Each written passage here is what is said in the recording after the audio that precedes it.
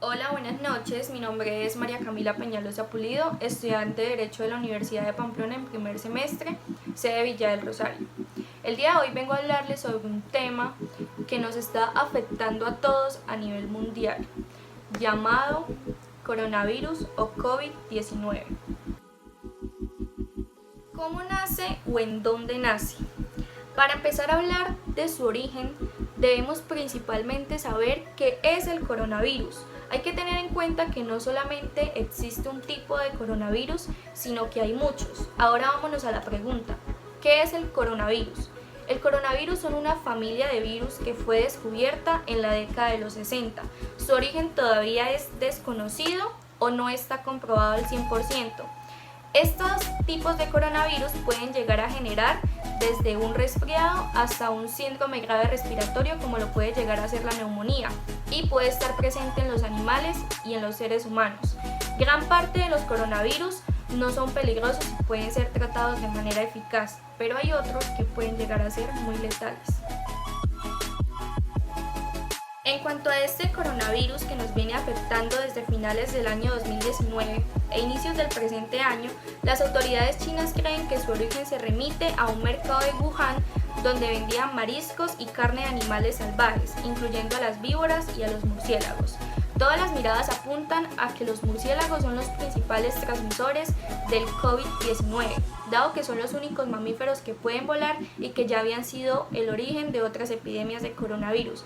En tanto, un grupo de científicos ha revelado en sus estudios que el COVID-19 es casi idéntico a otros tipos de coronavirus generados por murciélagos. Inicialmente sabemos que el coronavirus se dio en Wuhan, China, cobrando más de 4.000 víctimas fatales hasta el día de hoy. Un análisis publicado el 13 de marzo por estudiantes de la Universidad Southampton sugirieron que el número de casos de COVID-19 habría podido disminuirse si las primeras medidas que se tomaron el 20 de enero del presente año las hubiesen tomado 2 semanas antes. Después del primer caso documentado en Wuhan, ya se tenían más de 60 pacientes con una neumonía desconocida similar al SARS. Recordemos que el SARS es un tipo de coronavirus que infectó hace muchísimos años a una cantidad de personas considerables. Si esta información el gobierno chino no hubiese decidido esconderla o reprimirnos de esa información, muchas personas habrían dejado de ir a este mercado y la propagación del virus no hubiese sido tan concentrada. Como el gobierno chino quiso esconder esta información, el 25 de diciembre el doctor Lu Xiaohong del hospital de la ciudad de Wuhan empezó a darse cuenta que este virus estaba afectando al personal médico y empezó a sospechar que se podía empezar a transmitir entre humanos. Sin embargo, el doctor no pudo expresar su temor por miedo a ir preso. Semanas después, es decir, el 20 de enero del presente año, el gobierno chino decidió informar al mundo sobre esta epidemia para así poder controlarla y empezó a tomar sus medidas necesarias. El 22 de enero inició la cuarentena en Wuhan, China, y esto lo que hizo fue cambiar todo para bien. ¿Por qué? Porque se empezaron a cerrar colegios, se empezaron a cerrar universidades, se empezaron a utilizar los hoteles como un tipo de hospital para los pacientes que sufrían o estaban empezando a sufrir de esta enfermedad que es el COVID-19. Empezaron a construir nuevos hospitales, se empezó a generalizar el uso de las mascarillas y todo el mundo empezó a cumplir realmente esta cuarentena. De esta manera, poco a poco pudieron ir disminuyéndose los casos de COVID-19 y es tanto así que hace 2 días el gobierno chino informó que ya no se había presentado ni un solo caso más. Se dice que el coronavirus que infectó a más de 80.000 personas en China no es exactamente el mismo que contrajeron 28.000 personas en Italia y más de 11.300 personas en España. ¿Por qué se dice esto? Esto se dice porque investigadores de la Universidad de Valencia se dieron cuenta por medio de sus investigaciones científicas que el virus, a medida que se va propagando de un país a otro, va sufriendo diferentes tipos de mutaciones. Es decir, puede ser que el virus se haga más letal, menos letal o simplemente permanezca en un punto medio. Como la mayoría de personas sabemos, ya que nos informamos por medio de las noticias, de la radio y de los diferentes medios de comunicación, España e Italia son los países más afectados después de China, superando Italia el doble de casos en China, donde principalmente se originó este virus llamado COVID-19. Italia es el país que registra más muertes, llegando así a más de 7.500 víctimas fatales y más de 74.000 personas infectadas con el virus. Estas cifras son estipuladas hasta el 25 de marzo. El primer ministro de Italia decidió como primer medida realizar una cuarentena para todos, que la llamó Me quedo en casa.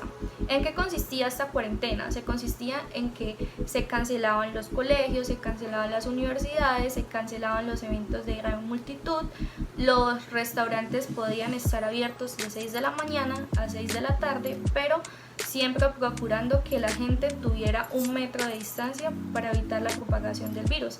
Se cerraron grandes empresas, es decir, se mandó a todas las personas o a todos los ciudadanos de Italia a vivir el aislamiento que conlleva la cuarentena.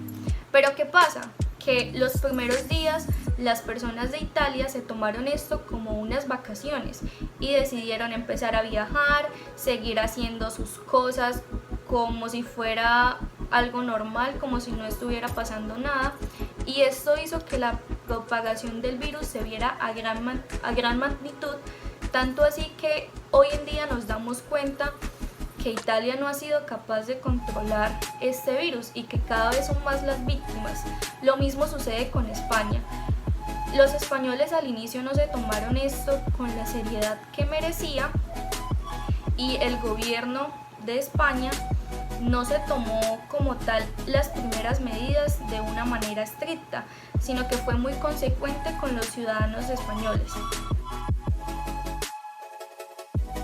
La llegada del coronavirus a Colombia se dio el día 6 de marzo, cuando se confirmó nuestro primer caso, que se trató de una mujer de 19 años proveniente de Milán, Italia, que había llegado a Bogotá hace unos días a la casa de sus familiares. Dicho esto y pasado el primer caso, el presidente de la República y el gobierno nacional dejaron pasar 12 días en los cuales no se planteó ninguna estrategia de aislamiento para evitar la propagación del virus. Es decir, las personas en todo el país estuvieron realizando sus actividades normales durante estos 12 días. El 18 de marzo, el presidente de la República decide declarar el país en estado de emergencia. Es decir, trató o ideó y empezó a destinar fondos para los recursos en la salud, para la protección de las personas más vulnerables. Ideó muy buenas estrategias como implementar o volverles a colocar los servicios públicos a las personas, así no estuvieran con sus pagos al día. El día 20 de marzo el presidente de Colombia, Iván Duque, decide darle a conocer a los ciudadanos que habrá aislamiento obligatorio durante 19 días, es decir, desde el 25 de marzo hasta el 13 de abril, las personas no podrán salir de sus casas salvo abastecerse de sus necesidades básicas y otro tipo de pautas que estuvieron planteadas en el decreto. Hasta la fecha de hoy, 30 de marzo del 2020, van 798 casos confirmados en Colombia por el Ministerio de Salud y 14 personas fallecidas. Como conclusión a esto, es para decirles que no nos tomemos esto como un juego, sino que realmente reflexionemos y pensemos en que entre todos podemos cuidarnos y quedándonos en casa podemos salvar muchísimas, pero muchísimas vidas.